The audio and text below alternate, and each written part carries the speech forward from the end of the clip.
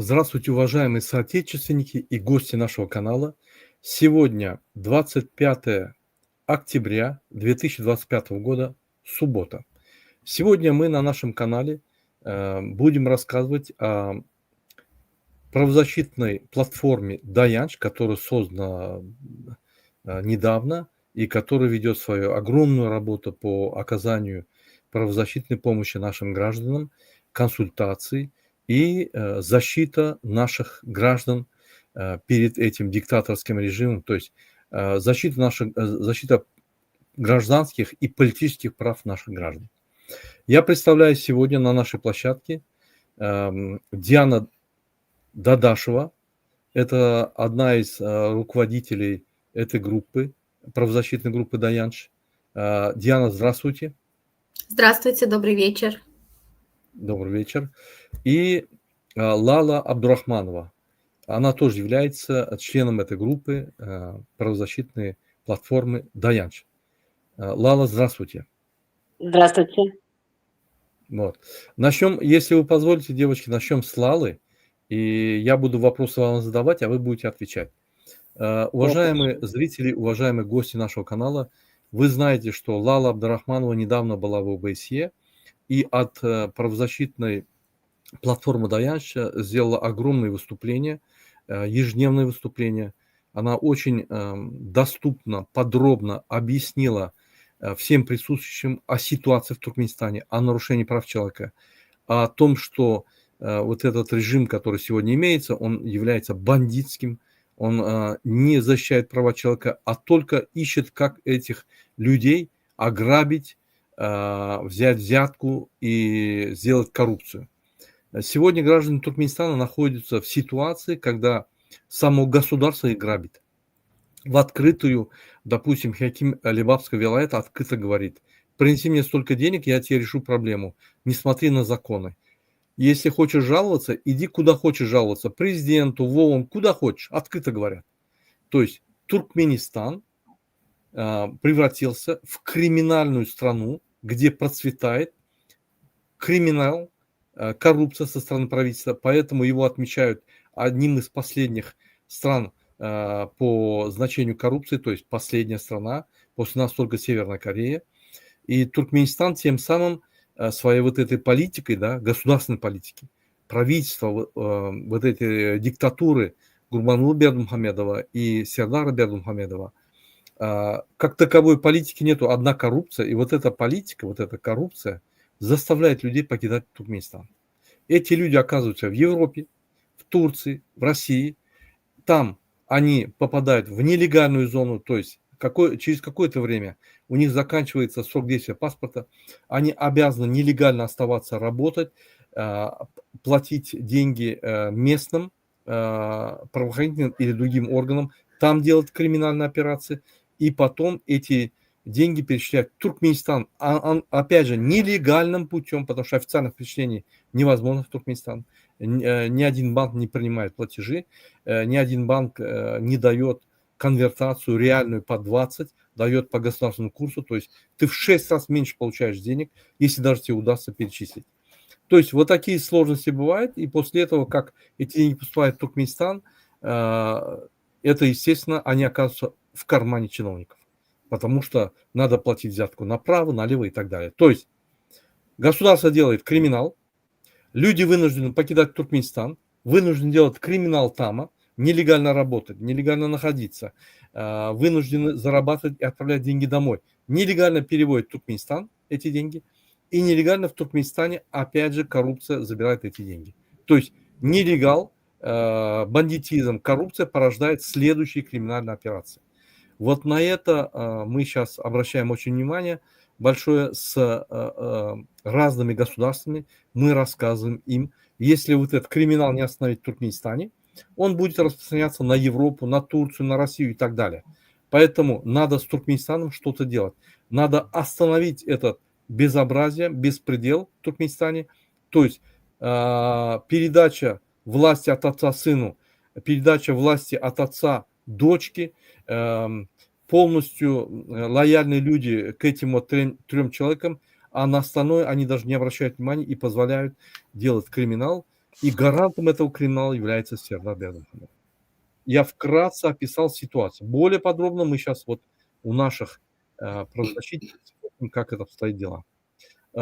Первое, я хочу задать вопрос Лале. Лала, мы благодарны за ваше выступление в ОБСЕ, где вы рассказывали подробно о ситуации в разных областях, значит, в разных областях прав наших граждан. И в то же время вы давали факты, в то же время вы объясняли ситуацию. Скажите, была бы ли какая-нибудь реакция из тех присутствующих, которые там находились, или туркменской делегации, или тех присутствующих людей, кто-то подошел к вам и расспрашивал до конца, или как это все происходило? То есть они были заинтересованы узнать, что творится в Туркменистане, или для них это обычное дело? Всем здравствуйте еще раз. Поняла ваш вопрос. После моих выступлений ко мне подходили люди узнавать. Вот мужчина с Белоруссии был, тоже занимается именно Туркменистаном, расспрашивал, как у нас, что давал свои контакты, попросил обязательно все написать об этом. С Казахстаном люди интересовались, с Узбекистана ко мне подходили люди, но не сами правозащитники, я имею в виду, которые на ОБСЕ, вот самое главное, я имею в виду те, кто рассказывал о своих проблемах, вот эти вот люди к нам подходили, ко мне подходили, но и были, которые занимаются делами Туркменистана, тоже подходили, расспрашивали, смотрели фотографии, которые я там раскладывала. И вы знаете, вот казахстанцы были очень удивлены, что туркменистанцы до сих пор молчат и что их гнобят. Ведь когда, говорит, мы слышали слово туркмен, я, говорит, туркмен, мы, говорит, восхищались от уважения, говорит, мы их просто боялись, потому что они такие смелые, сильные. Что стало с вашим Туркменистаном? Почему народ молчит? Им было очень интересно, почему вот до такой катастрофы дошел Туркменистан. Так вот. Окей. Понятно. Да, если можно, я пару слов добавлю. Наверное, Да, Алла просто от волнения забыла. Нами заинтересовались также и с Хельсинского фонда Финляндии. Знаете, что главный офис находится там. А затем журналисты, которые до сих пор со мной на связи, я им отправляю все материалы. Они тоже именно занимаются вопросами нарушения прав по Центральной Азии. Вот, с Украины были тоже, да, правозащитники, которые нас поддержали и тоже заинтересованы. Девочки из Польши и Риги, тоже они занимаются непосредственно экологией, но им интересно было послушать о Туркменистане, что там творится с экологией. Благодарю. Спасибо большое за дополнение. Вот вы все равно выступали, и эти все выступления смотрел весь мир. Эти выступления, все правозащитные организации, которые там присутствовали или не присутствовали, они будут использовать в своих материалах. Соответственно, по этим выступлениям обрисовывается картина, что творится в Туркменистане, потому что вы реально приехали и там сделали свой доклад. Это очень хорошо для того, чтобы в Туркменистане работала Конституция, в Туркменистане работали законы. Потому что, к сожалению, в Туркменистане защитить свои права в суде, в прокуратуре или в других инстанциях очень сложно. Там взятки, знакомства и так далее. То есть, как я и говорю, что государства нету, есть картинка. В этой картинке есть некий аркадах, который поет, танцует, ходит, ралли делает там, иногда на объектах появляется, просто отдыхает. Есть его сын, который парализован в своей деятельности, все делает аркадах, без него ничего нельзя сделать, и тем самым этот так называемый Гурбангул Бердымухамедов по кличке Аркадах с 2007 года управляет страной без остановок. Поэтому ситуация такая, мы знаем об этом, потому что мы каждый день переговариваем. Вот сегодня, например, я с Туркменистаном разговаривал, и мне сообщили, что машины с Мары из других вилаятов в Туркменистан не пускают, ни автобусы, ни машины, всех проверяют. Это после вчерашнего выступления, что мы сказали, народ будет подниматься в очень скором времени, и они боятся, они все перекрывают. Этот режим держится на страхе, на запретах. Если нет запрета, то в этот же день все поменяется.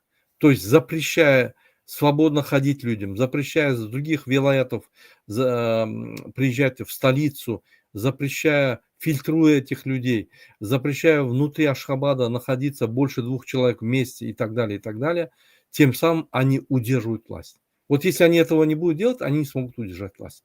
Настолько они слабые, настолько у них нету никакой поддержки народа, есть единственная поддержка правоохранительных органов, которым они платят и разрешают делать беспредел над народом, лишь бы закрыть рот народа.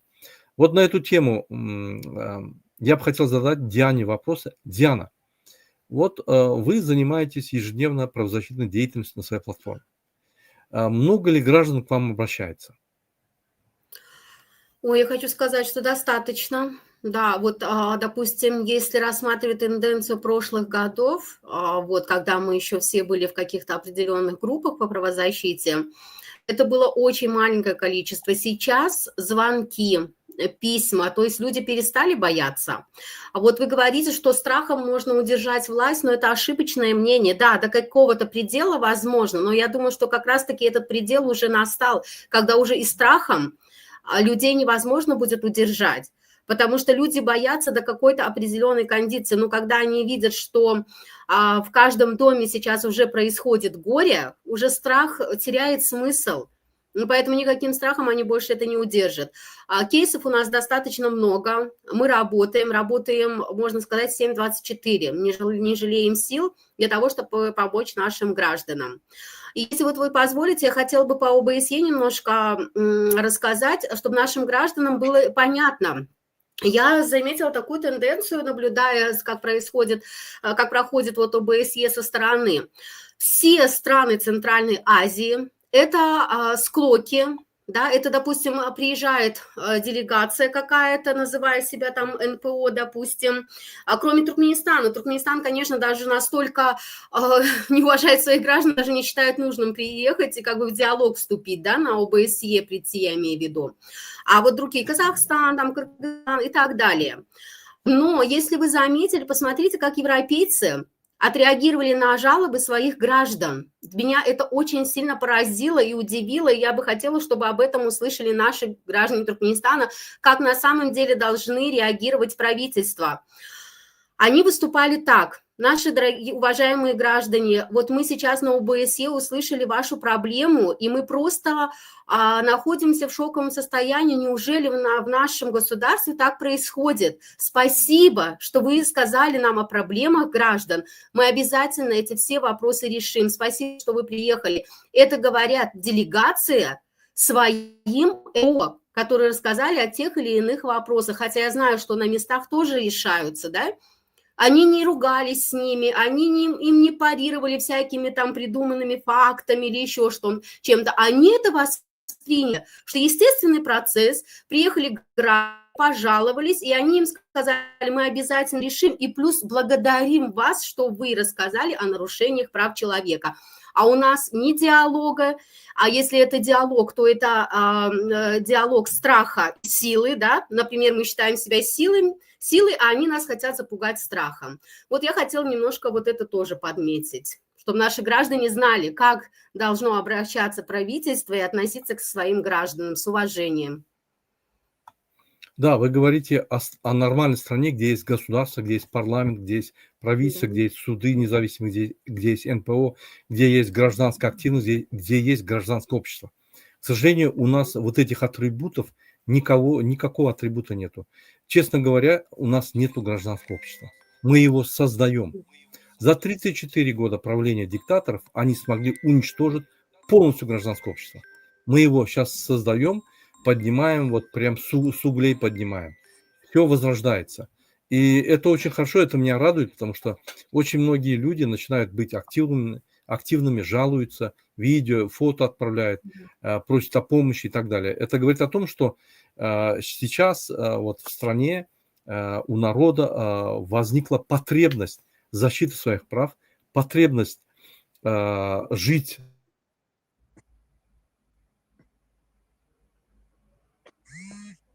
и своим детям. Это очень хорошо. Вы подробно рассказали, я тоже был на этом ОБСЕ, и первые 3 дня, когда я выступал, к сожалению, туркменской делегации не было, я ее хотел перехватить, переговорить, но, к сожалению, не смог этого сделать. Я еще раз напоминаю всем нашим зрителям, сегодняшний контент мы говорим о правозащите. Мы не выходим из темы, поэтому мы не будем о другом говорить. Я бы хотел вот этим выступлением познакомить вас более подробно с работой правозащитной платформы Dayanch и обратиться к вам, естественно, ко всем гражданам Туркменистана. Если у вас есть проблемы с правозащитой, с защитой своих прав, интересов и так далее, вы можете свободно обращаться в правозащитную платформу Dayanch. Они очень активные, очень реактивные, быстро реагируют на все. И до сегодняшнего дня еще ни одна правозащитная организация так не работала. Ни Human Rights Watch, ни Туркменский фонд, ни там спасители своей семьи, там права и граждан семьи Каризовых. Никто этим не занимался. Вот единственно эта организация. Мы очень рады, что они появились наконец-то. Это первое народное НПО, которое вышло из народа, которое реально занимается, не какие-то обворовавшие чиновники нашего государства, которые приехали, себя защищают и открыли эти правозащитные организации. Реальные люди реально работают и реально имеют огромное доверие. Я вот это хотел подчеркнуть, поэтому мы, все демократическая оппозиция, очень сильно рассчитываем на них. Сегодня угрожает опасность депортации наших вот этих граждан, которые занимаются правозащитой, потому что они очень сильно оказывают давление на режим, который сегодня существует в Туркменистане. И поэтому вот этим выступлением мы хотели бы, чтобы все граждане Туркменистана поддержали наших девушек Лалу, Диану, Зарину и Айну. Они выполняют огромнейшую работу. Эта работа неисчерпаема. У нас в Туркменистане должно быть минимум около 200 НПО, правозащитных организаций, но, к сожалению, сегодня ни одной нету в Туркменистане. Все эти правозащитные организации, по пальцам пересчитать, находятся за пределами Туркменистана. Вот, Диана, я бы хотел вам вопрос задать, да? Вы находитесь за границей Туркменистана. Вам очень сложно решать, скажем, проблемы, связанные с Туркменистаном внутри страны. Вам иногда очень трудно связаться с этими гражданами, которые к вам обращаются. То есть они дают материалы, обратная связь очень трудная. Тем не менее, вы им предлагаете какие-то выходы из ситуации, то есть обращение в другую инстанцию, в третью, в четвертую. Вот эти граждане Туркменистана, которые к вам обращаются, когда вы говорите, обратитесь в ООН, обратитесь в американское посольство, обратитесь туда, они это делают или они только вам обращаются и боятся, сидят? Нет. Вот до сегодняшнего дня не было ни одного случая отказа, когда я им говорю, пишите заявление там, в ООН, в какие-то еще инстанции, абсолютно люди уже перестали бояться. И так они прямо и говорят, а чего уже бояться? Уже чего на данный момент бояться? Нас и так лишили всего.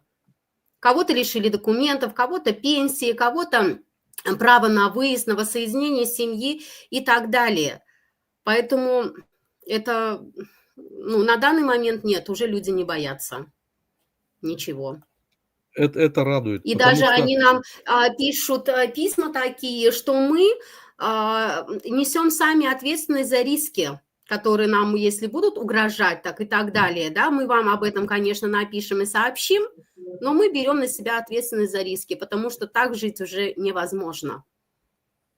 Вы правы. Вот смотрите, нас всегда, как политиков, обвиняют в том, что когда мы говорим, люди, не сидите, идите в Хекимлик, делайте протесты, перекрывайте дороги, нам всегда, вот правозащитники говорили, что вы бросаете людей в огонь. Ну вот смотрите, мы от того, что сидим в огне, да, то есть ничего не делаем, проблемы скапливаются, люди умирают из-за этой системы, из-за этого бездействия, да. Кто-то от рака, кто-то от нервов, кто-то от сердца, кто-то от чего-то, кто-то от безвыходности умирает в связи с этим режимом, едет по дороге, дороги не отремонтированы, там разбился, там кто-то уехал от безвыходности в Турцию, там, значит, пострадал, там никаких прав нету, ни медицины, ни то, от аппендицита умирают люди просто, потому что не могут пойти лечить себя, потому что нету документов, нету возможности получить страховку медицинскую и так далее, и так далее, и так далее. То есть все это последствия вот этого режима, который сегодня ограничил все и действует.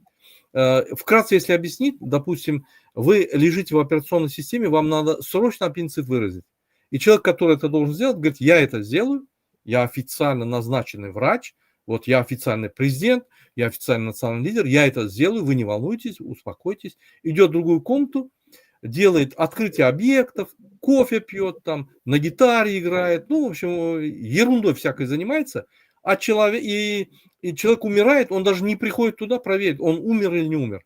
Он просто забывает об этом, потому что у него открытие объектов, у него, значит, для его картинки он должен на коне покататься, там на велосипеде проехать, поехать куда-то, перекрыть дороги, и беременная женщина со своим ребенком, со своим мужем не может попасть в скорую помощь, из-за него все перекрыто, они плачут, все делают, эта женщина умирает от того, что не получила своевременную медицинскую помощь и так далее. Это им наплевать. Вот это вот, если изобразить вот ситуацию, это вот именно такая ситуация. Человек приходит, его ложат на койку для того, чтобы сделать операцию на аппендицит или на другой орган.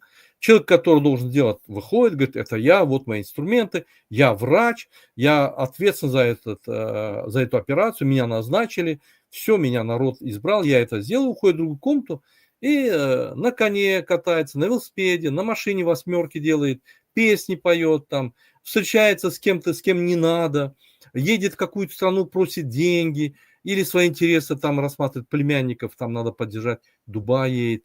Ну, в общем, всякой ерундой занимается.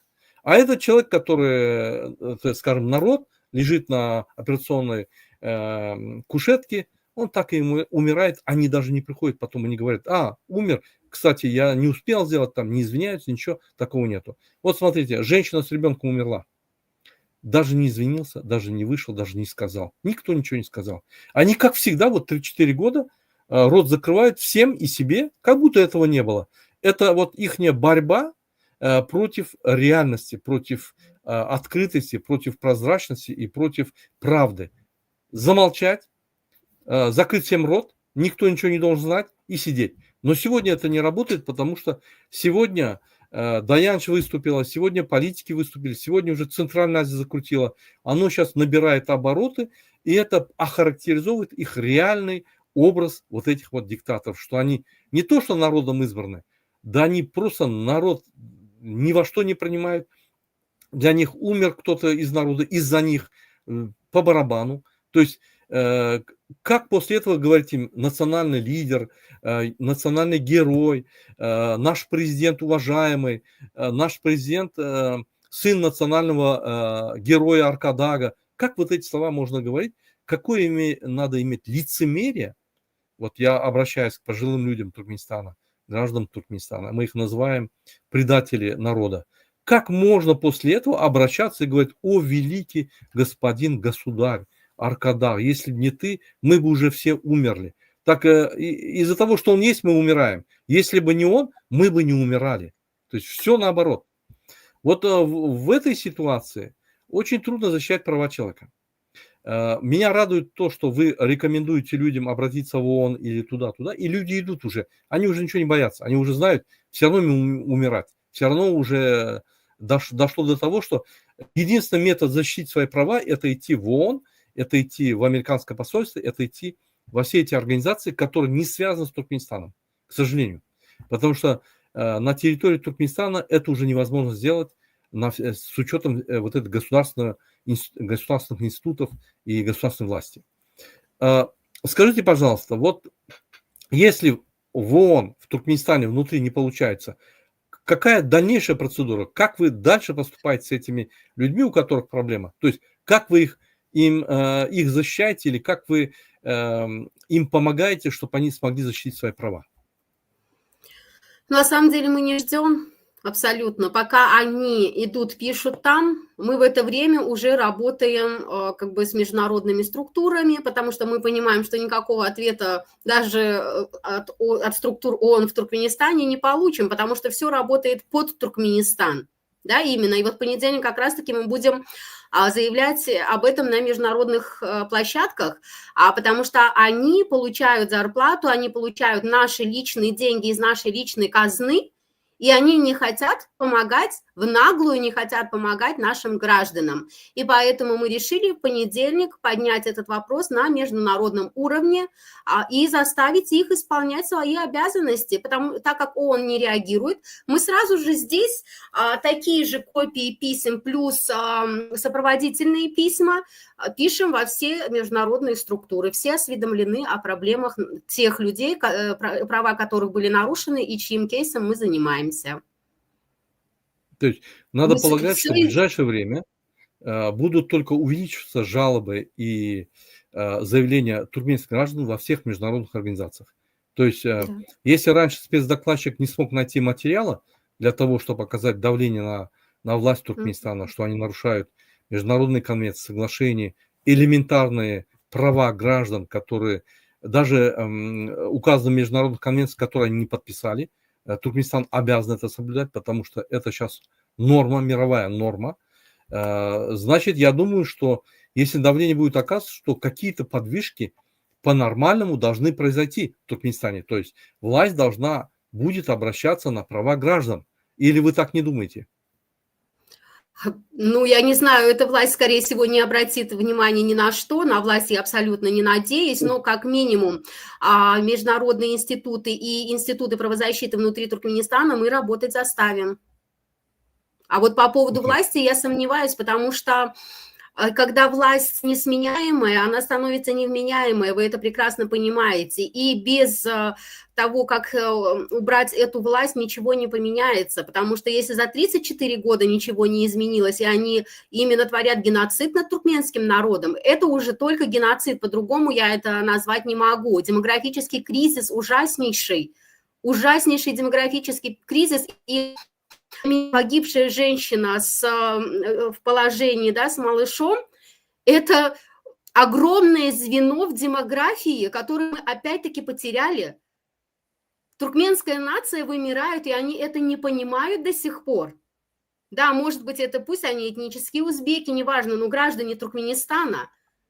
Огромная часть туркменских женщин выехала за границу, вышла замуж, рожают здесь, уже никто не хочет возвращаться, да. Все ищут способы, как оттуда выехать, готовы отказаться от туркменского гражданства. Очень много у нас запросов, именно как можно отказаться. Мы не хотим быть гражданами этой страны. Понимаете, просто закон этого не позволяет. Если бы закон позволял, поверьте мне, 90% туркменистанцев были бы давно уже за границей. Вот. Можно И поэтому... Пока Да. власть... не так выехали бы. Я имею в виду, что если была бы возможность просто подать документы, отказаться от гражданства и быть лицом без гражданства, и иметь право выезда, уже все закончить с этой страной, да, у людей, потому что все абсолютно не осталось никакой ни веры, ни любви, ну ничего не осталось абсолютно. И людей-то не осталось, в принципе, если взять, если вот по-честному смотреть на статистику там и так далее, людей-то, в принципе, не осталось там. И поэтому я уверена, что международные институты правозащиты, либо туркменские институты правозащиты заставить работать возможно, исполнять свои обязанности, то есть не заставить работать, а исполнять свои прямые обязанности. А вот по поводу власти я не сомневаюсь, что они просто обязаны сложить полномочия, они некомпетентны, и у меня нету других вариантов. Я не хочу, чтобы они...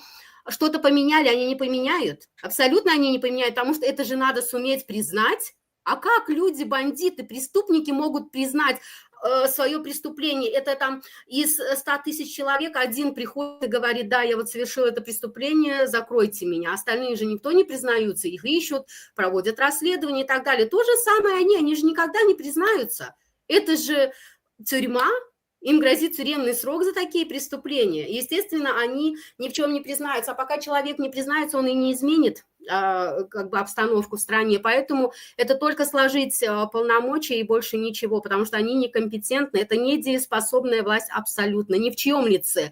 Пусть это будет Окулджахан Атабаева, Сердар Бердой, как хотите называйте их. Да? Это вообще меня их имена, фамилии не интересуют. Это один единственный клан для меня недееспособный, абсолютно недееспособный. Да, спасибо большое. Очень ясно вы объяснили. Вот меня всегда удивляет один вопрос. Туркменская статистика. Она, как и режим, настолько отсталая, что обманывает весь мир. Например, сегодня они говорят, что более 7 миллионов человек проживает в Туркменистане, то есть находится. Если посмотреть динамику, да, последних вот хотя бы 5 лет, да, рождаемость упала, люди выезжают. По нашим расчетам было 4 миллиона, сейчас, наверное, где-то 3 миллиона 200, 3 миллиона 500 максимум осталось граждан Туркменистана. И тем не менее у них показатели растут, и мы как бы почти в 2 раза поднялись и стали 7 миллионов. Я думаю, они взяли показатели Узбекистана, потому что я не раз критиковал Туркменистан, власти Туркменистана о том, что в Казахстане за 20 лет, за последние 30 лет было 17 миллионов, стало 20 миллионов. В Узбекистане за последние 34 года из 20 миллионов стало 35 миллионов, то есть на 65% поднялось. В Туркменистане из 4 900 стало 4 миллиона, то есть мы уменьшились по нашим всем расчетам, которые мы имеем. Но, к сожалению, туркменская статистика показывает, что мы увеличиваемся, все прекрасно, тихо, небо у нас спокойно, оно такое же спокойное небо и в Узбекистане, извините меня, и в Казахстане, и в Афганистане, и в Иране, гордится этим, и в других, я не знаю, где-то 170 стран, и гордится этим, ну, как бы это настолько глупо, то есть лишаясь остальных прав и гордиться, что у тебя небо как бы спокойное, это, ну, глупость какая-то, которую туркменская пропаганда распространяет. И это еще не самая главная проблема. Самая главная проблема сегодня каждый туркменистанец, я повторяю, каждый туркменистанец, на каждом садака, на каждом мероприятии друг у друга спрашивают: у тебя есть вариант уехать? Есть? Давай, я это делаю, и занимаю деньги и уезжают из Туркменистана. То есть у них вся цель уехать оттуда. Это связано не только с тем, что им плохо там жить, это связано, что нету прав человека, нельзя отстоять ничего, нету прав не только свободу слова, передвижение, ведение бизнеса, права на медицину, права на обработку земли, права на работу, права на свободу. Никаких прав нету, поэтому они выезжают. И они выезжают в такую страну, как Россия, где тоже нет прав, в такую страну, где Турция, где я бы не стал хвалиться, что там прав много, в такую страну, как, допустим, Узбекистан. Но в то же время в этих странах, вот, которых я обозначил, прав намного больше, чем в Туркменистане. Вот дайте оценку вот этому вот моему мнению. Правда ли это? Если правда, то как вы на это смотрите? Это абсолютная правда. Причем, если вы заметили, например, лет, наверное, 10 назад никто не выезжал с детьми. Вот кто? Не было таких случаев, я не видела, по крайней мере, ну, может быть, там из миллиона один человек там с детьми как-то выезжал. Сейчас из-за страха за будущее своих детей, они видят, что абсолютно все бесперспективно, уже люди покидают страну именно семьями. Да, женщины, которые выезжают, выходят замуж, рожают здесь, это другая проблема демографическая. А вот это уже проблема другая, вывозят молодое поколение, потому что знают. А вот я в одном из интервью с вами говорила, что раньше наши женщины-туркменки, по крайней мере, с моего вилаята, да, они всегда говорили: ни в коем случае там не женись, ты приезжай, это твоя родина, ты должен жить здесь, жениться на своей национальности там, и так далее. Сейчас все наоборот. Мамы уговаривают: пожалуйста, женись на ком хочешь, бери женщину с детьми, нас не волнует ни национальность, ни вероисповедание, ничего, только не возвращайся обратно в Туркменистан. Потому что родители понимают, перспектив у молодежи нету. У тебя есть... Каждую секунду есть возможность попасть в места не столь отдаленные, причем ты даже, может быть, ничего и не совершил, и, скорее всего, ты ничего не совершил.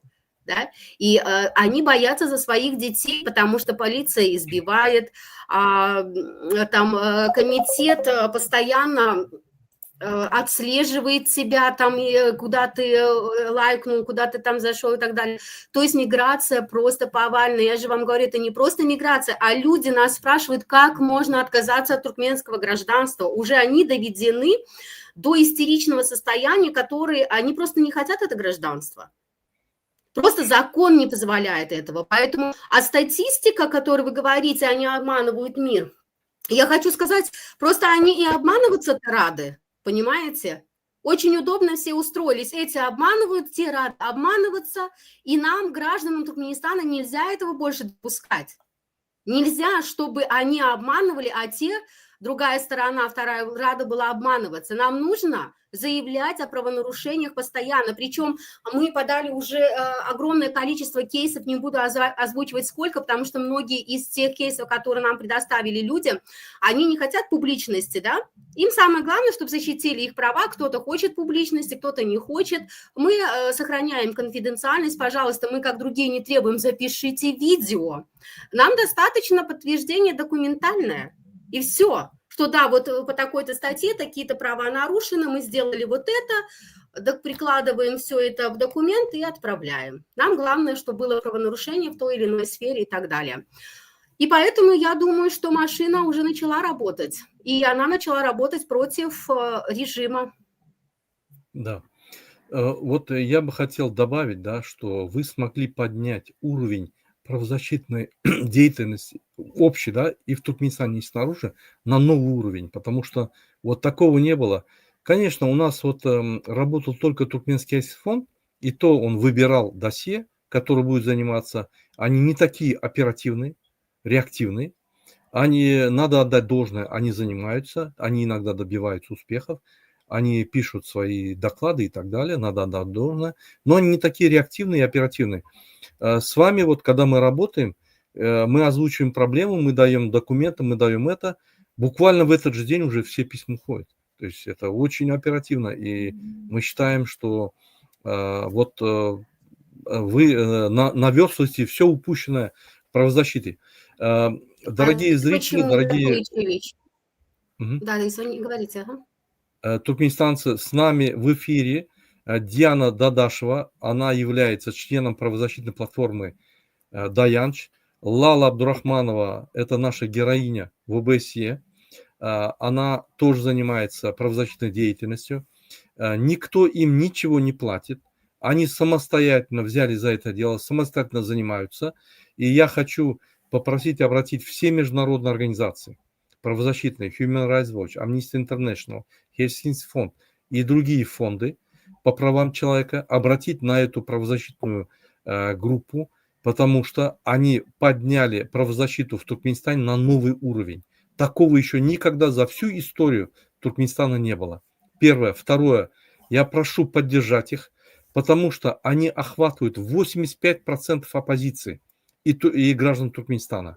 То есть, если какая-то правозащитная организация, как, например, Туркменский фонд, они выборочно смотрят дела, охватывают маленький процент, то с ними, вот с этой правозащитной организацией работает 80% демократической оппозиции, которая 85% охватывает население Туркменистана. То есть они огромную работу выполняют, и я прошу им оказать полное содействие. Сегодня наши правозащитницы находятся в опасной ситуации. Ни одна правозащитная организация так не находится, как они. В Турции они проводят эту огромную работу. Им угрожает опасность и в Туркменистане, и в Турции. Кстати, мы к этому вернемся. Поэтому я прошу защитить наших правозащитников, оказать им содействие. Сегодня они сами являются жертвами режима, и им нужна помощь. Вы будете смеяться. Тот человек, который занимается правозащитой, сразу становится угрозой режиму и попадает под все напряжения, под все усилия этого режима в борьбе против демократии, прав человека и так далее. Поэтому они на острие борьбы, и я прошу туркменский народ их поддержать. Я им давно предлагал, создайте фонд. Мы в этот фонд перечислять будем деньги, попросим наших граждан, потому что все эти деньги уйдут на адвокатов, на тех людей, кто нуждается и так далее, и так далее, и так далее. Мы, вот демократический выбор Туркменистана, не занимаемся этим. Мы ведем политическую борьбу. Мы раскрываем кое-какую коррупцию, где-то что-то, где вот мы сможем раскрыть, а остальное время мы боремся за права граждан и за то, чтобы сменить эту власть законным путем. Потому что мы пришли к тому, что если мы не сменим эту власть, мы дальше не можем двигаться. Мы будем топтаться, как оппозиция, которая до сегодняшнего дня топталась, еще несколько десятилетий. У нас времени нету, потому что 34 года – это 2 поколения туркменистанцев живут в диктатуре. Поколение, которое вырастает, они не видели другую жизнь. И они эту диктатуру принимают как естественную среду, естественную жизнь. И очень трудно будет этих людей сделать свободными, поднять против режима, защищать справедливость, защищать права человека и так далее, и так далее, и так далее. Потому что пропаганда сегодня ведется очень масштабная. Обратите внимание, за 34 года они забыли всю историю Туркменистана, которая была до 1991 года. Они рассказывают везде, на телевидении, в книгах, везде только историю своей семьи. Сначала это был самозванец Туркменбаши, который украл выборы, с одним кандидатом провел выборы, выиграл успешно 99,9%, второй раз провел выборы с одним единственным кандидатом с собой, опять успешно себя выиграл, а третий раз вообще сделал пожизненно себя с помощью халк-маслихаты. Второй, извините меня за идиот, сфальсифицировав выборы, выиграл, находился у власти до 22 года, потом демократическая оппозиция поднялась, начала его давить, подарил пост своему сыну, вызвал его на усиление и просто произвел передачу власти от отца к сыну. Сегодня он уже вытянул свое третье звено, дочку свою, и ее раскручивает, и ей передает власть или Меджлис, или Министерство иностранных дел. Итак, этот семейный подряд полностью узурпировал Туркменистан. И вот отсюда все вытекает. И вот отсюда идут все эти правонарушения. И вот отсюда идет, что они первые, глава государства, в виде Сердара Бердымухамедова, не понимая, что за все он отвечает. За то, что Гурбангулы Бердымухамедов сегодня идет и открывает объекты, он не должен этим заниматься, он не Министерство строительства, он не президент.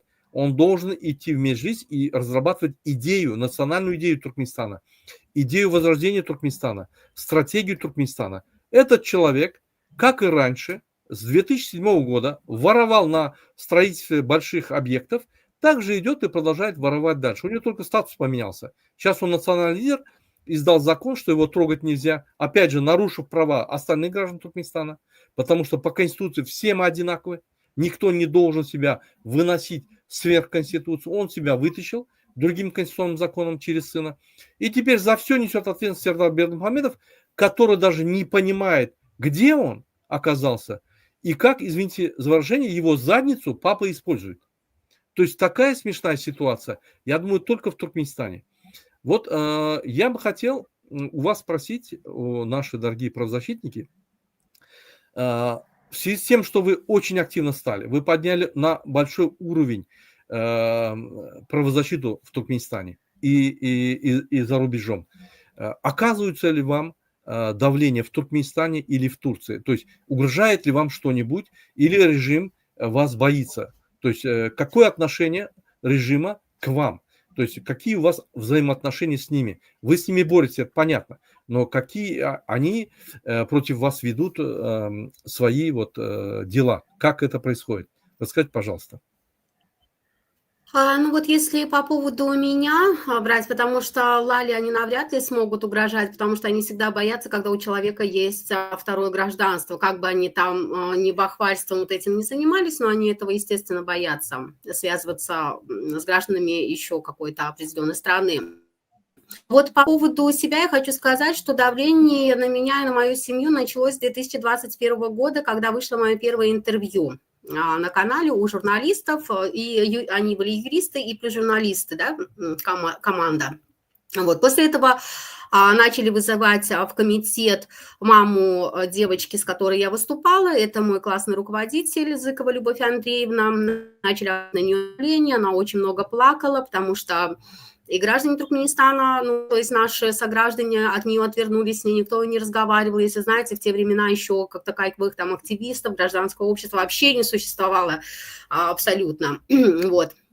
И тогда она увидела 2 уголовных дела, которые были заведены на меня и непосредственно на ее дочь. Вот. Но дело в том, что они могли отследить как раз-таки ее дочку, а меня отследить они не смогли. Они очень долго искали, кто такая. Они вычислили меня только по комментариям, которые я оставляла на других платформах и так далее. После этого, ну, мои родители там не живут, поэтому им-то, в принципе, преследовать было некого. Они приходили к нашим родственникам, то есть к двоюродным брату, сестре, нашим невесткам и так далее. То есть это как бы вторая линия наша родственная. Они начали приходить к ним, оказывать давление на них. А затем, когда мой сын уехал в Туркменистан для того, чтобы отказаться от гражданства Туркменистана в пользу украинского, а вот тогда, конечно, они прям очень сильно постарались на него надавить и заставить его написать на меня донос. Именно под давлением мы его закрыли в кабинете, выгнали, с ним пошел мой двоюродный брат, они его выгнали, закрыли его в кабинете, сказали, что в любом случае ты дашь, то есть этот донос ты напишешь, хоть так, хоть так. Ну, то есть так сначала они психологическое давление применяли, но обещали физическое, да. И, естественно, мой сын, я его до этого предупреждала: сынок, я знаю, что на тебя будут из-за меня оказывать давление, поэтому соглашайся со всем, на все их условия. Да, хочешь донос, пиши, хочешь там ругайся на меня, видео хочешь запиши, мне вообще это не волнует. Главное, что твоя безопасность, да, ты не отвечаешь за мои поступки или за мою какую-то деятельность и мою позицию гражданскую.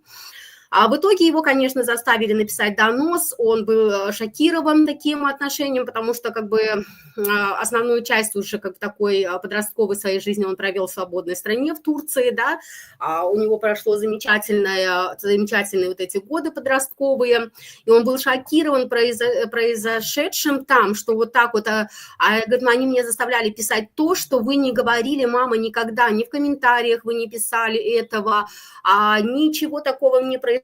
Естественно, я закатила скандал, я позвонила тем людям, которые его непосредственно допрашивали, я сказала: у вас есть мой номер, я ни от кого никогда не пряталась, не прячусь, у вас есть мои данные, все, что вы хотели от меня взять, любое заявление, любое подтверждение, что да, я пишу комментарии, да, я против преступной власти, да, я защищаю права человека, и это мое законное конституционное право, я его использую, в отличие от других запуганных граждан Туркменистана, да, и для того, чтобы их тоже разбудить в смысле гражданского общества, существуем такие, как мы.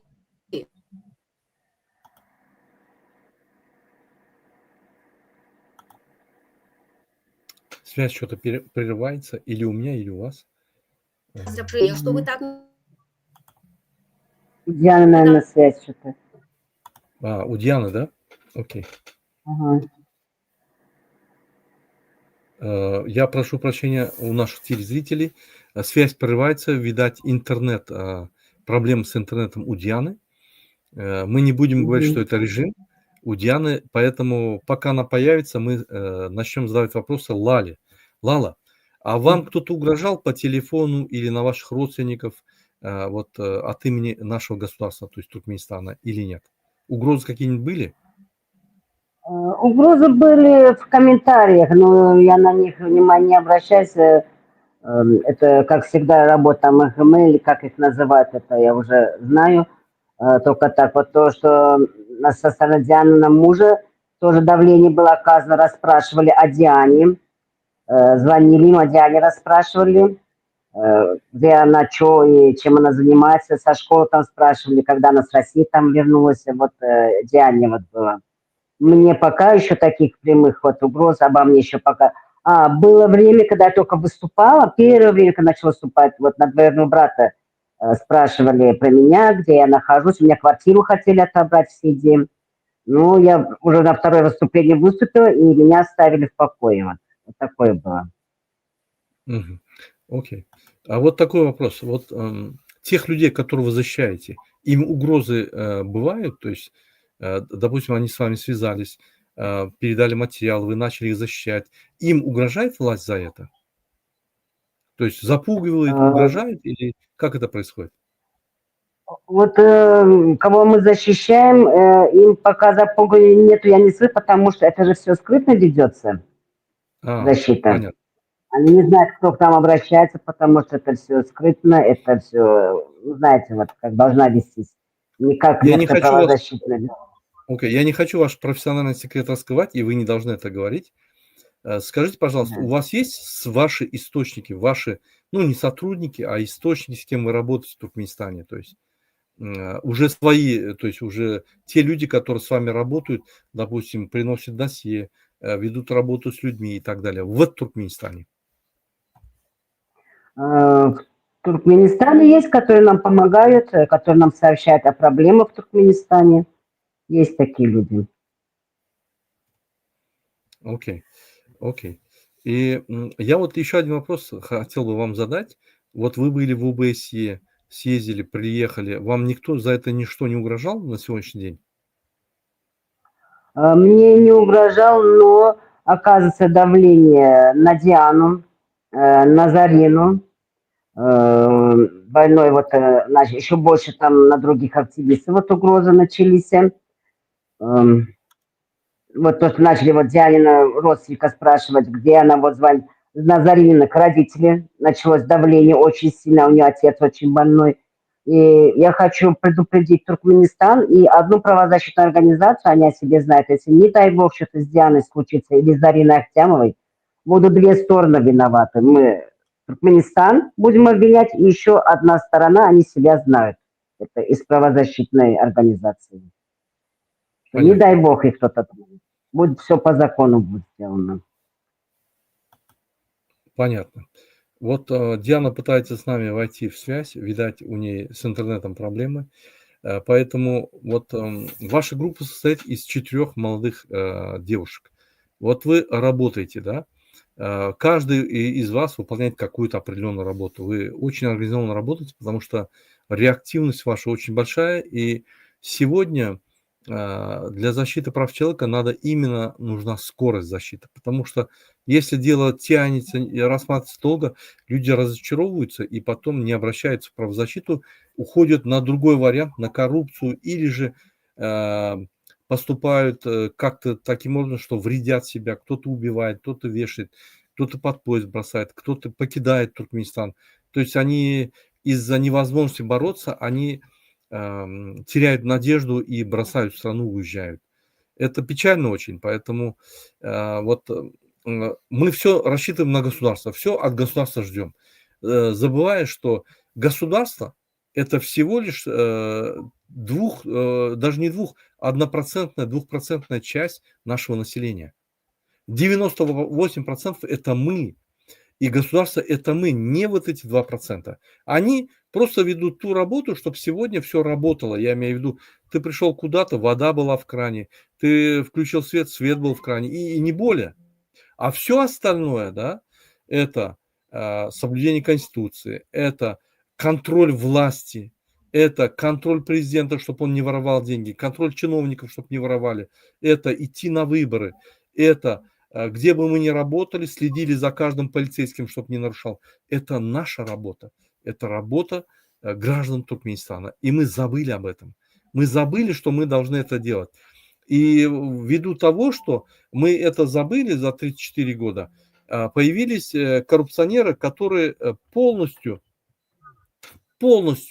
перешли на сторону диктаторов и просто грабят наш народ. Уже не стесняются, потому что знают, что туркмены не объединяются, они не вместе, он чиновник, у него, значит, есть какие-то права, он позвонит полиции, тому позвонит, тот придет в первую очередь защитить чиновника, а не народ, естественно, потому что вся полиция МХМ работает на власть. Никто из них не работает на народ. Их всех надо менять сегодня. Всех, конечно, не поменяешь, но можно им месседж отправить. Хватит уже, работайте для народа. Когда вы приходите на работу, вы принимаете присягу и говорите, буду работать для своей страны и для своего народа. И потом для президента. И то этого нельзя говорить, потому что ты работаешь на страну и на народ. Президент меняется. А сегодня они дают клятву, я буду служить президенту Туркменистана, выполню все его работы и так далее. Народ там в последнем списке. То есть поэтому это из-за того, что мы, как народ, не напоминаем, ничего не говорим, молчим просто. Просто мы ждем от них. Как можно ждать от бандитов чего-то? Они кроме бандитства, кроме криминала тебе ничего не предложат. Они и делают против нас. Начальник миграционной службы собирает весь коллектив и говорит: новое движение я нашел. Как грабить народ. Теперь вы применяете такую схему, ловите их на этом, подставляете их и зарабатываете, и часть мне приносите. То есть он новую движуху находит, да, то есть, извините за это слово, новое движение. То есть они считают, что они уже официально борются против народа, новое движение делают, как, значит, криминальным, коррупционным способом заработать деньги от народа. Поверьте. Я не виню только Сердара Бердымухамедова, они все виноваты. Я виню Сердара Бердымухамедова в том, что он, будучи президентом, еще ни одного чиновника не уволил, не посадил. Вице-премьера, чиновника. Они все коррупционеры. Любого вот просто Сердар Бердымухамедов говорит: я борюсь против коррупции, против нарушения прав человека. И вот не надо далеко уходить. Вот проводишь собрание Кабинета министров, просто всех берешь, арестовываешь и все. Или если надо доказательства, просто любого берешь и говоришь: поехали к вам. Приезжаешь к нему домой и смотришь, что у него там находится. Большой дом, несколько машин, горничная, супер оборудование. Если все это посчитать, минимум 400-500 тысяч долларов. Откуда взял он эти деньги? У него зарплата $250. Ну, 300, пускай 500 будет долларов. Чтобы заработать 400-450 тысяч долларов, сколько ему надо трудиться? Он всего вице-премьер 2 года. Как он за 2 года может это заработать, если он не декларировал до этого ничего? Просто отнимаешь его, сажаешь, и все. И он не сможет доказать, откуда взял деньги. Они откуда? Естественно, откуда? Из-за его должности за взятку. Это естественно. То есть вот эту вот борьбу, я буду это делать, это пустой звон пустого человека, который сегодня просто сидит и охраняет кресло президента для своего папы.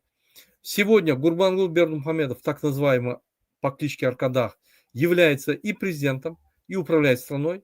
Он узурпировал власть. Своему сыну он передал пост для того, чтобы в его отсутствие тот охранял кресло. Все, больше нет у него никаких прав, ничего нету. Наоборот, он даже убивает людей. Он вот, приехав в Чаджоу, убил 2 человека. Нерожденного ребенка и женщину, которая была беременна, нуждалась в огромной помощи. Он должен был остановить кортеж, их пропустить и даже сопроводить их. Если даже он узнал, что это произошло, он должен был выступить по телевидению, как нормальный президент, извиниться, принести извинения, наказать этого инспектора, которых не пропускал, показать его народу и сказать: он сейчас получит по заслугам, потому что вина гибели этих людей на нем, и привлечь к ответственности. Разве я неправильно говорю, Диана? Вот так должно было. Да, как минимум. Как минимум. Вот. Вы пропали со связи, поэтому мы вот без вас проводим эфир. Да. Да. Ну, я бы продолжила, если вы позволите. В общем, да, и в итоге так вот оказали давление на моего ребенка, чтобы он написал на меня донос. Абсолютно на него не зла, ничего. Самое главное, что он живой, здоров выехал. С меня они взяли обязательство, чтобы я в течение 2 месяцев туда приехала, естественно, да. Вот, я сказала: да, конечно, я приеду, в принципе, я хотела туда поехать, меня отговорили многие мои друзья и товарищи, они сказали, что этот режим не заслуживает такого человека, как ты, чтобы ты там сидела в тюрьме и так далее, ты нужна будешь народу, твой ум и твои вот эти сильные стороны и человеческие качества, они должны принадлежать именно туркменскому народу, но не как клану Бердымухамедовых, потому что они не терпят ни сил, ни сильных, ни умных, ни там активных каких-то людей, они их просто уничтожают. Вот. Ну, в общем, вот как бы вот так все происходило. После ОБСЕ, естественно, они возобновили это все давление, там, через школу там пытаются как-то, как будто какое-то досье там на меня собрать. Хотя досье, естественно, давно уже собрано, уголовное дело заведено. Правда, вот я не знаю, но предполагаю, что по факту, наверное, терроризма, по словам моего ребенка, что он там писал, да, в доносе, в заявлении о доносе в этом, И вот я хочу, поэтому я хотела воспользоваться вашей площадкой, еще раз предупредить мировое сообщество, предупредить все следовательские, прокурорские и так далее структуры именно мирового уровня, всех правозащитников мировых, все структуры ООН и так далее, и вообще всех оппозиционеров и граждан Туркменистана. Если со мной что-то случится, неважно, меня похитят, меня убьют, меня отравят, там, я упала нечаянно там где-то, да, неважно, абсолютно неважно. Я написала заявление, видеообращение. К заявлению я приложила все факты угроз, все факты нарушения моих прав. Почему, я вам сейчас объясню. Потому что в этом видеообращении и в заявлении я указываю не только власти Туркменистана, но еще некую правозащитную организацию, как они себя позиционируют. Но на самом деле они не являются правозащитниками на том уровне, какой она вообще должна существовать, правозащита, они глубоко ошибаются. То есть все имена, все данные, все факты, все я изложила в письменном виде и также на видеообращение. Это видео и мое заявление с фактами, которые я туда приложила, разослано не одному человеку, а десяткам человек, которым я доверяю, и я знаю, что со мной, если что-то случится, они приступят к действиям. Поэтому всех предупреждаю, лучше со мной не шутите, потому что я, во-первых, я не замолчу, потому что у меня есть свои принципы в жизни. И кто бы что там ни говорил, оскорбления, там унизительные какие-то слова, угрозы и так далее, я абсолютно не буду проявлять никакую реакцию. Объясню почему. Потому что все, кто пытается осквернить мое имя, осквернить мою деятельность, мою личную жизнь какую-то хотят затронуть и так далее, я хочу вам сказать, нам с вами не по пути. У меня другие цели и другие планы. Моя цель – это чтобы граждане моей страны и вообще моя родина была свободной от преступников. И так как наши цели с вами расходятся, поэтому делайте все, что хотите. Это мое последнее обращение к вам. Мне абсолютно все равно. Не тратьте мое время на себя. Вы это время не заслуживаете, и вы это время не получите. Благодарю. Спасибо, Диана.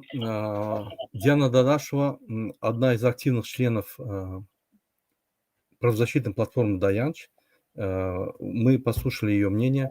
Я хотел бы задать и Лале вопрос. Лала, вот скажите, пожалуйста, вот, вы второй раз ходите, я сейчас уберу вас второй раз. Вот, вы нас слышите, да, Лала? У нее, наверное, интернет замер. Сейчас. Наверное, у нас интернет сегодня слабый. Да. Окей, я сейчас тогда ее уберу, она снова зайдет, и мы ее возьмем. Вот, Лала, здравствуйте, еще раз. Вы нас слышите, да? Да, Лала, вот я бы хотел вернуться к вам. Как вы думаете, какие перспективы по правозащитной деятельности, насколько нам удастся вот все эти кейсы по всему миру раскидать, поработать с правозащитными международными организациями и все-таки оказать давление на Туркменистан? И Туркменистан поменяется ли? То есть будут какие-нибудь облегчения или это все равно не даст ничего? Как вы думаете? Какое ваше мнение? Лала, а потом Диана. Я считаю, что это все даст результат, и очень скоро результат. И хочу насчет Даянчи, группы нашей платформы, сказать, как мы решили это все сделать, потому что у нас были преграды, мгновенное решение не было. И мы решили открыть свою платформу, чтобы защитить наших граждан мгновенно, активистов, чтобы среагировать мгновенно, не сидеть, не ждать, а каждую секунду защищать наших граждан. Да, от нашей защиты тоже будет как влияние на Туркменистан, на всех, но нужно, чтобы туркменистанцы тоже не боялись. У кого, например, посадили родственников по сфабрикованным делам, издеваются над их родственниками, они должны тоже там требовать свои права. У них есть права, такого нету, что они не имеют права своих родственников увидеть, подойти к прокурору, к следователю и требовать свои права, не бояться. Да, мы со своей стороны тоже делаем все возможное и невозможное, но и вы должны нас поддержать, не бояться. родственник, чей отец, мать, дочь, сын сидят в тюрьмах по незакону, по сфабрикованным делам, пожалуйста, обращайтесь в прокуратуру, идите к следователю, требуйте свои права, не бойтесь. Родственники, которые от вас отворачивают, говорят, что вы там предатели Родины или ваши родные предатели Родины, почему вы не поддерживаете своих? Ведь завтра же и вашу семью коснется это. Требуйте свои права. Вот это я хочу сказать. Потому что мы делаем все возможное и невозможное, и вы должны нас поддержать и требовать свои права. Спасибо. Прежде чем слово дать Диане, я бы хотел еще раз напомнить нашим гражданам, те люди, слуги народа, то есть которые избрались, президент Туркменистана, Меджлис Туркменистана, суды, которые избрались, ну, суды назначены, это понятно, они должны, как слуги народа, служить народу. Они избрали следующих людей, допустим, правительство, они избрали начальников департаментов, начальников отделений полиции и так далее. И вместе они борются против туркменского народа. Обратите внимание, те люди, которые должны служить народу, слуги народа, борются против народа Туркменистана. И народ Туркменистана в это время, когда, допустим, правозащита видит эти правонарушения, начинает говорить, национальная безопасность с помощью своих микроагентов говорит, что мы предатели народа, предатели Родине. То есть мы предаем этих коррумпированных чиновников, и мы становимся предатели Родины. Родины у нас нету, у нас украли эту Родину, нам продавать нечего. Первое. Второе. Родину как таковую они опозорили. Во всем мире мы являемся на 165-м месте по коррупции. По правам человека, по всем, это даже говорить не надо. Мы возле Северной Кореи. И теперь скажите мне, напишите в комментариях, кто предатель Родины? Те, которые украли наши голоса с вами, пришли к власти. Тот человек, который на протяжении 18 лет угнетает наш народ, передал власть своему сыну и ходит, ворует и преследует каждого туркменистана, похищает снаружи туркменистанца. И потом, когда вот такие правозащитники появляются или политики появляются, начинают это все народу объяснять, почему-то, по мнению Министерства национальной безопасности, эти люди становятся предателями, врагами народа, врагами Родины. Если Родина, этот человек, так называемый Аркадах, по кличке Аркадах, который узурпировал все, что возможно, который создал музей, своего деда туда засунул, отца алкоголика засунул как героя, себя засунул, сына, племянников, всех засунул, создал музей, узурпировал страну. И если мы предаем его, значит, мы предаем Туркменистан, значит, здесь что-то не складывается. Есть какая-то проблема. Значит, если этот человек умрет, и Родина умрет, значит, все, мы потеряли все. Это не так. Я еще раз хочу напомнить. Родина – это там, где ты родился, земля, биомасса, это воздух, это твои родственники, это твои погибшие родственники, те, которые принесли эту землю тебе, доставили свободную. Это страна, где всего лишь 1,5-2% правительства, которая должна нам оказывать услуги. И все это является государством. Родина наша. Но вот эти 1,5-2% не могут быть нашей родиной. Тогда мы забываем всех наших родственников погибших, все наши предки, которые похоронены на туркменской земле, нашу родную деревню, землю, наш воздух, там, наши реки, каналы, все. Мы забываем тогда, получается. Тогда мы становимся, наоборот, предателями наших предков. Если мы на эти 1,5-2% обращаем внимание и говорим, что это наша родина, я думаю, есть какая-то проблема здесь. Как вы думаете, когда вот вы раскрываете правонарушения, преступления и рассказываете, и вот эти сотрудники внештатные, штатные вас называют предателем Родины, как вы думаете, здесь ваши права тоже нарушаются или нет? Диана. Нарушаются ли наши права? Естественно, наши права нарушаются, потому что в Конституции Туркменистана написано, что мы имеем право на свободу выражения мнения, да, на свободу слова, а нас как раз-таки из-за того, что мы свои конституционные права соблюдаем, Нас называют предателями Родины. Естественно, То есть не если все вывести из называют. Вот этого... эта кучка, маленькая кучка использует это выражение. Да, маленькая кучка, вот которым я хочу сейчас сказать в дополнение к вашим словам, как выразился один прекрасный певец, что Родина – это не пятая точка президента, и не надо ее лизать. Может быть, это грубо, но это как раз-таки относится именно к вам. Окей, спасибо большое. И скажите, Диана, вот какая перспектива вашей работы, то есть скажется это ли завтра на состояние в Туркменистане, на уменьшение правонарушений или же на соблюдение прав человека? То есть ваша активная работа сможет ли в дальнейшем повлиять в Туркменистане, чтобы права человека соблюдались, хотя бы начали соблюдаться или хотя бы обратили внимание и так далее? Как вы думаете? Нет, только, может быть, даже не 1%, а 0,5%, может быть, частично. А те кейсы, которые мы можем доказать, сможем донести до мирового сообщества, то, что вот прям на ладошке есть. Как бы наши граждане еще не все готовы заявлять о правонарушениях, это раз. Во-вторых, я же говорю, преступники никогда не скажут, что я преступник, поэтому... Нет, они должны сложить полномочия, и вот только тогда, да, я верю, что Туркменистан изменится, появится гражданское общество, у нас замечательные люди, у нас замечательная молодежь, и только тогда все получится, а в остальное я не верю. Только какой-то, может, маленький самый процент получится, но мы будем действовать в любом случае. Окей. Я сейчас посчитал, вот пока вы объясняли, по сводкам в Туркменистане проживает 7 миллионов 80 тысяч человек. По статистике. Ну, плюс-минус там 20-30 тысяч. И чиновников в Туркменистане около в районе 250 тысяч. Чуть меньше, 230 или 240. Ну, возьмем 250 тысяч.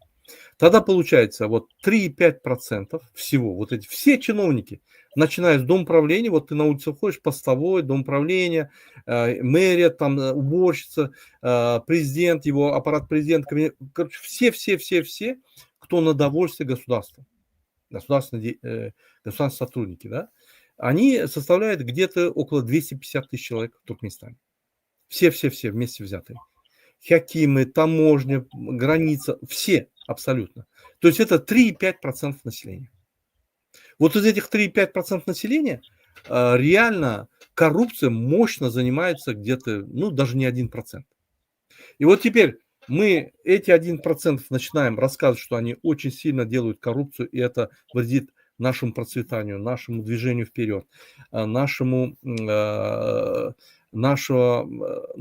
гражданское общество из-за этого страдает. Нету никаких элементарных прав из-за этого. Мы когда рассказываем, то получается вот эти 1% населения, они не управляют, они просто грабят народ и угнетают народ. Во главе стоит, естественно, президент. Почему я говорю во главе стоит? Вот только что я объяснял. Давайте послушаем нашего так называемого президента, да, что он говорит, какие гарантии он дает о защите прав человека, о защите Конституции, о соблюдении законов Туркменистана в Туркменистане. Давайте послушаем. Prezident saylovlarda halkın setlerini oğurlan kezzap, Kağızı tarafından Türkmenistan'ın prezident vazifesini Sovet hükmüne alan Türkmenistan'ın bir kanun prezidenti Serdar Berdimuhamedov sözsüzden aydıverin. Türkmenistan'ın prezidentinin vazifesine girişmek bilen öz üstüme yüklenen büyük borçları, mukaddes ve ak yürekli, hormat bilen ve yadavsız yerine yetirmeye, Türkmenistan'ın devlet karasıllığını ve bir taraflık hukuk yağdayını korumaya, adamın ve rayetin hukuklarını ve azatlıklarını hormatlamaya hem de korumaya, Türkmenistan'ın konstitusiyasını berca etmeye ve korumaya, ehli gücümü ve okuyumu, Türkmen halkının ağzı birliğine, onun parahat durmuşunu korumak için bahşetmeye, Türkmenistanların hazırki ve gelecekki nesillerin şöhratını hassa bilente götürmekler için ehli mümkünçülükleri peydalanmaya, Türkmen halkına vefalı ve doğrusul hizmet edecektirme davaralı kasam ediyorum. Türkmen halkına vefalı ve doğrusul hizmet edecek mi? Kasam aydiyorum. То есть он говорит, я буду работать буду работать для народа, буду им преданным и верным быть и работать для народа. Вот последнее убийство Сердаром Бердымухамедовым, беременной женщиной со своим ребенком. Что вы скажете? Вот его слова, которые он говорит и которые он делает, расходятся ли? И как можно вот этого лицемера воспринимать президентом? Как вы думаете, ваше мнение как правозащитник? Диана. Конечно, это полное лицемерие, ложь и абсолютно не соответствует правде. Это не только женщина в Либабском вилаяте. Вот сегодня я увидела новые новости. Мальчик наш, гражданин Туркменистана, молоденький, попал под колеса автомобиля в Турции, когда убегал от полиции на проверку документов. Это тоже система именно убила его. Это не убили его колеса, не убила полиция, которая за ним гналась, чтобы проверить документы. Это убила его система, точно так же, как и эту женщину с нерожденным малышом. Потому что если бы они предоставляли документы в дипломатических учреждениях, женщина, которая убегала точно так же от полиции, упала с 4-го этажа с балкона, погибла и так далее. Все это жертвы системы. То есть убийство системы происходит каждый день, потому что люди, находясь без документов, не могут пользоваться медицинскими услугами и умирают просто от каких-то болезней, от алкогольного отравления, от того, что убегают от полиции, лишь бы не попасть домой, потому что они приехали на заработки и налаживать, да, свои финансовые вопросы. Поэтому, естественно, это ложь, лицемерие, подлость в отношении народа. И всегда буду говорить, что это именно геноцид против собственного народа в 21 веке. Это преступление. Да, спасибо. Вот здесь можно спорить о геноциде. Частичный геноцид или полный геноцид, но это не принципиально, я вам сразу скажу, это геноцид. Поэтому я согласен с вами. Вот скажите такую вещь, Диана и Лала, мы завершаем нашу программу. Прежде чем завершить, я бы хотел напомнить еще раз нашим зрителям и слушателям, что сегодня вот этой правозащитной платформы Даянш идет очень большая угроза со стороны правительства Туркменистана, со стороны национальной безопасности. Оказывается огромное давление на их семьи в Туркменистане. Оказывается огромное давление на их, как психологически, так и предупреждают, что мы вас заберем, мы с вами поступим так же, как с Алишером Сахатовым, Абдулла Урусовым и так далее. Независимо от этого, наши девчата борются, выполняют огромнейшую работу. Они переломатили столько досье, столько отправили писем. Ну, вот скажем, я в ДВТ столько не смог сделать, сколько они сделали за полгода. Молодцы, я очень рад, что вы так работаете, и мы будем всегда вас поддерживать. Мы всегда на вашей стороне, потому что нам такие, как вы, вот такие организации надо около 200. Чтобы любой туркмен не выезжал из своей страны на заработки в другую страну, чтобы любой туркмен не мечтал покинуть Туркменистан навсегда, нам нужны вот такие правозащитные организации, которые будут внутри Туркменистана брать чиновника за бохурдок, как говорят, за шкирку, и заставлять его исполнять свои обязанности. В противном случае тут же в прокуратуру и его привлекут к ответственности. Вот этого до сегодняшнего дня в Туркменистане не было. Адвокатов загнали в угол. У них никаких прав нету, их никуда не допускают. Их пугают тем, что если будешь сильно как бы выеживаться, мы тебя тоже заберем.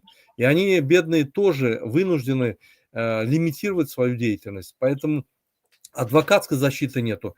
Если будет адвокатская защита, правозащита в Туркменистане, то диктатура не появится, она исчезнет элементарно.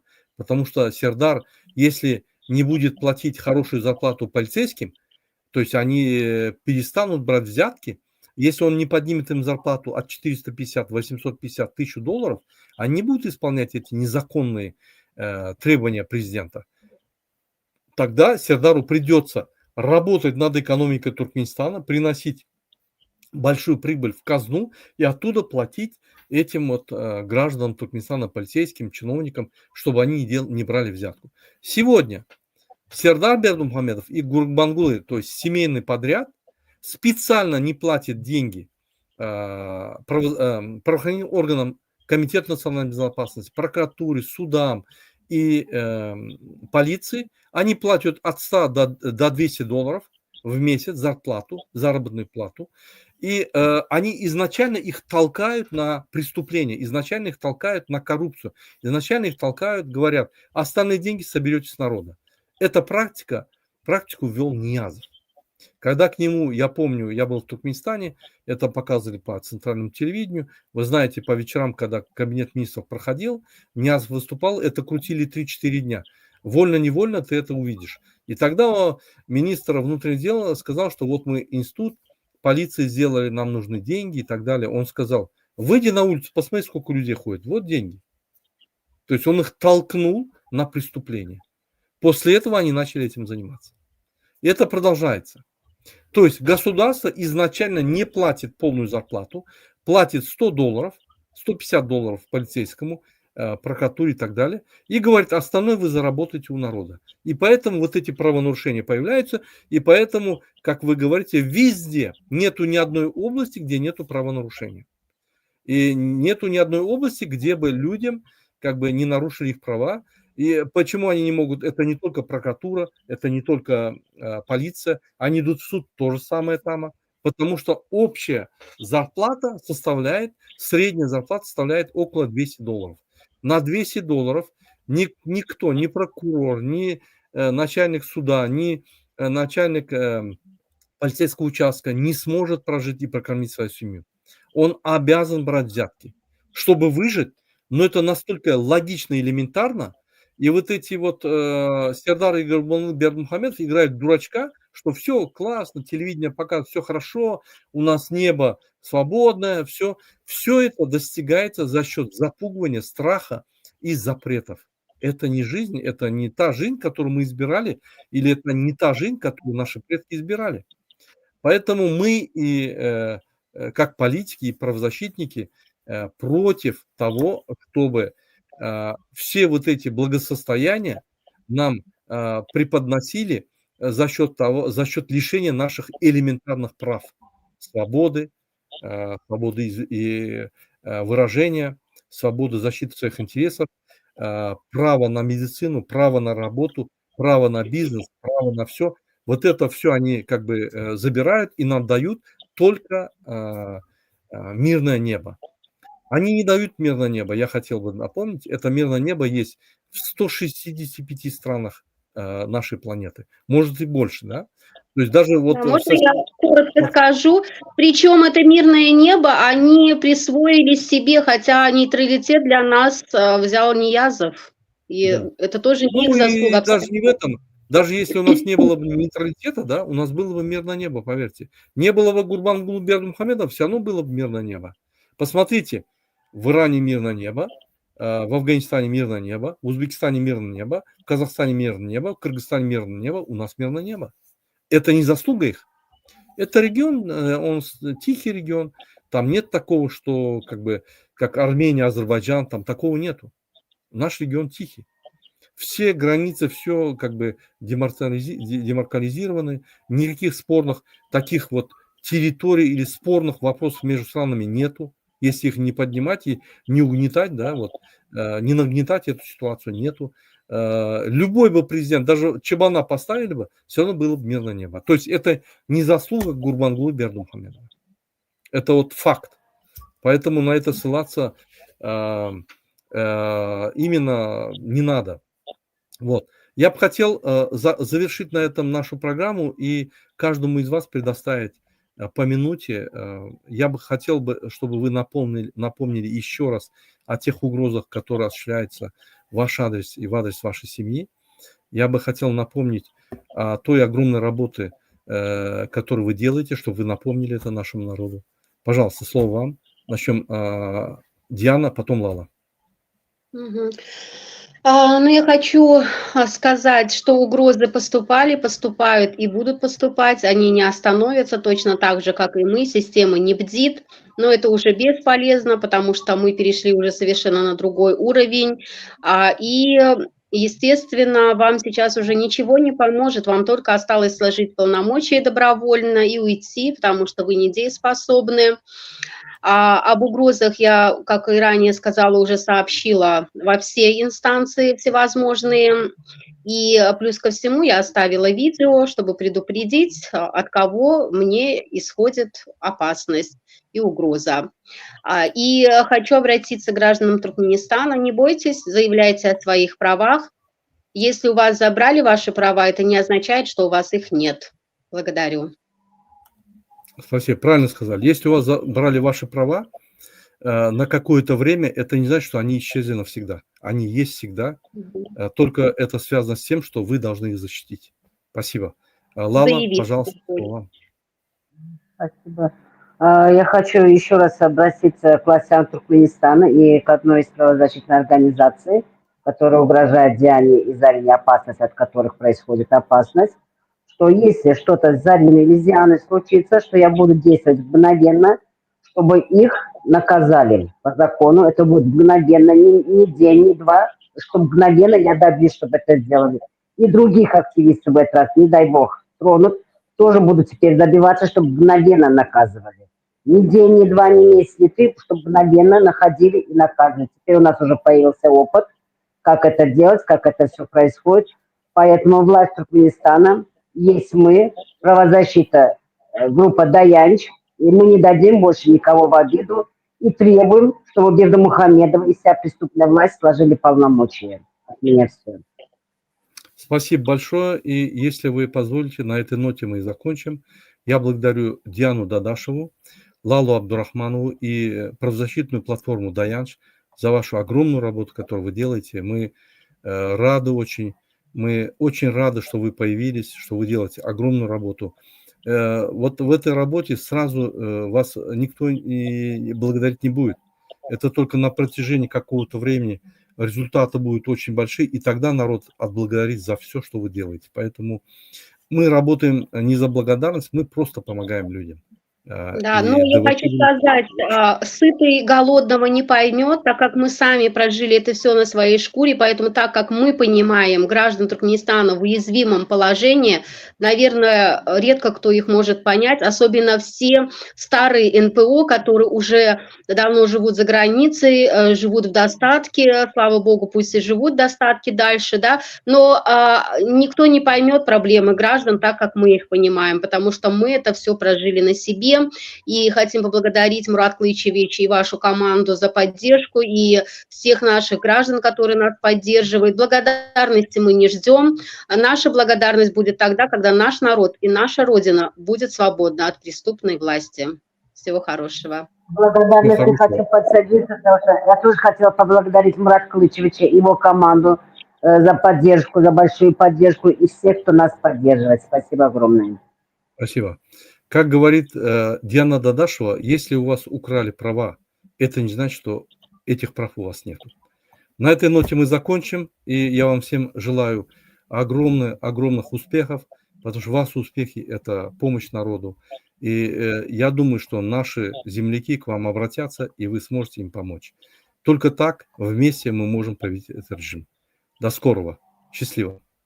Благодарю. Спасибо, до свидания.